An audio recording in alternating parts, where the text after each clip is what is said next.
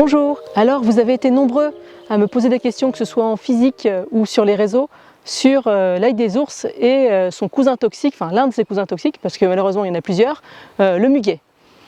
Donc effectivement, j'avais fait une vidéo sur l'ail des ours et l'arôme, que vous pouvez retrouver là en lien, je vais vous la mettre. Mais effectivement, je ne vous ai pas montré le muguet bien comme il faut, donc là c'est l'occasion, j'en ai sous les yeux. Allez, c'est parti! Comme je vous l'ai indiqué à plusieurs reprises, pour être sûr de bien avoir de l'ail des ours ou même n'importe quelle plante, il faut toujours avoir plusieurs critères d'identification. Et par exemple pour l'ail des ours, l'odeur aillée n'est pas un critère suffisant. Pour la bonne et simple raison qu'au bout de 2 minutes, quand vous êtes en train de cueillir compulsivement la plante, eh ben, vous aurez les récepteurs olfactifs qui seront saturés en molécules sulfurées, donc vous ne ressentirez rien d'autre. Donc il ne faut pas vous fier uniquement à ce critère-là, c'en est un, mais pas forcément le plus important. Bien sûr, quand le muguet est en fleurs, ou l'ail des ours en fleurs, c'est pas compliqué de le reconnaître, hein, parce que le muguet a des petites clochettes blanches, et l'ail des ours, on a 6 tépales, hein, c'est 3 pétales et 3 sépales blancs, hein, qui se ressemblent, mais voilà. Et c'est plutôt quand il est en feuilles qu'il peut y avoir des risques. Donc là vous avez donc des feuilles de muguet.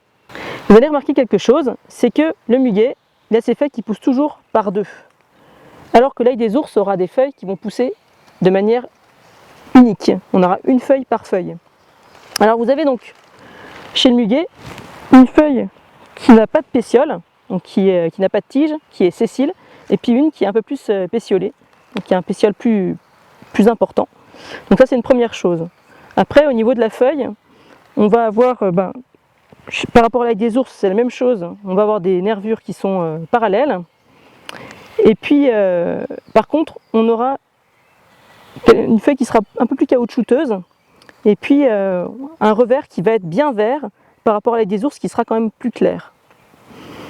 Et puis, au niveau de la forme, on a quelque chose quand même qui est un peu plus pointu au niveau du muguet.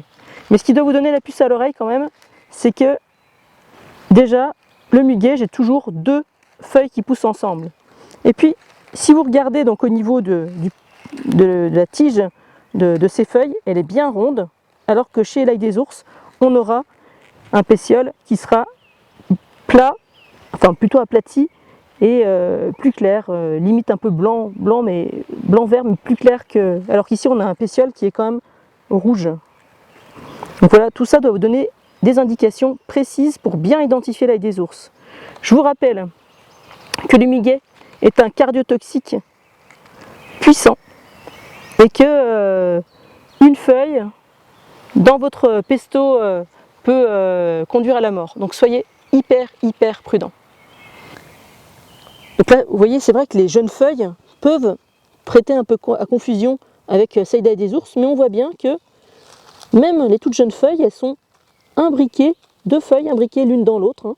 Vraiment, ce qu'on ne retrouvera pas du tout chez l'ail des ours, où on a des feuilles solitaires qui poussent. Donc là, c'est bien important de le voir. Allez, je vous souhaite de bonnes cueillettes, à bientôt!